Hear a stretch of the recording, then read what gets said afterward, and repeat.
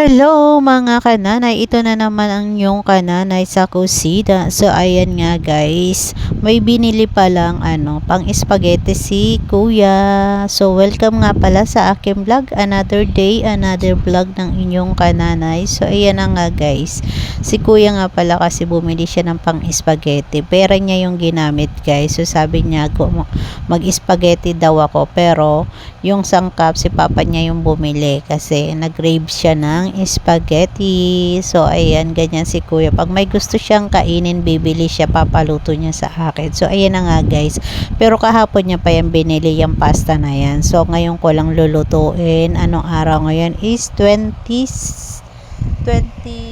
anong araw pa ngayon, 27 May 27, binili niya yung pasta kahapon, May 26. So, ayan na nga guys.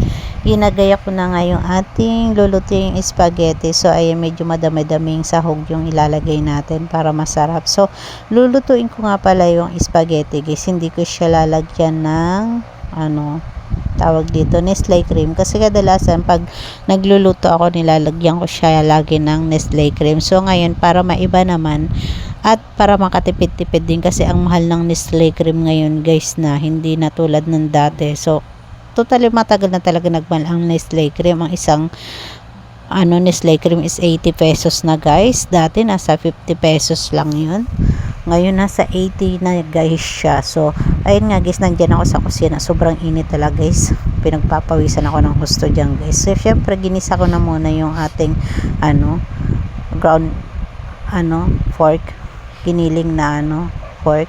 So ayan, syempre tinimplahan ko na yan guys, ginisa ko siya sa bawang sibuyas. Pag nagluluto ako guys, so nilalagyan ko siya ng keso habang sinusutay ko yung mga sangkap para maluto ng gusto, at nilalagyan ko na siya ng ng keso habang niluluto. So ayun na nga guys, nilagyan ko na nga siya ng ating sauce, spaghetti sauce. Ang binili nga pala ni kuya is 2 pack.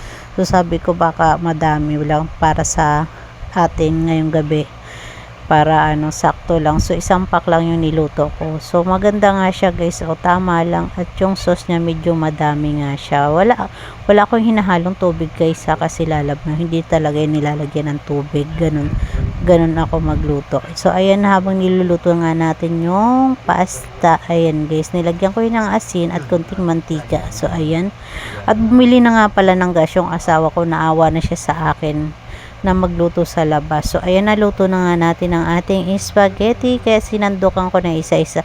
Pag nagsahain kami guys, hindi ako naglalagay ng sandukan sa gitna. So diretso na yan, sinasandukan ko sila isa-isa kasi masikip kasi yung lamesa. So pag naubos nila, pwede silang umulit, so sila na yung kukuha. So kaya sinandukan ko sila isa-isa. So ayan na nga guys, lalagyan na nila ng keso, at nagpatimpla nga ako ng juice para naman masarap ang kain, 'di ba? O kahit spaghetti juice lang, yan ang happing hapunan guys. Hindi kami nagluto ng maraming kaming kanin, puro para bukas na yun, isasangag ko na lang yung bukas. So ayan lang guys, hanggang dito na lamang ang aming video for today. So ayan, pira ko lang sila kunin ng video kasi ayaw nga nila, kaya pahapyaw lang ang mga video nila pag nakikita nyo. So yan lang guys, bye, thank you very much.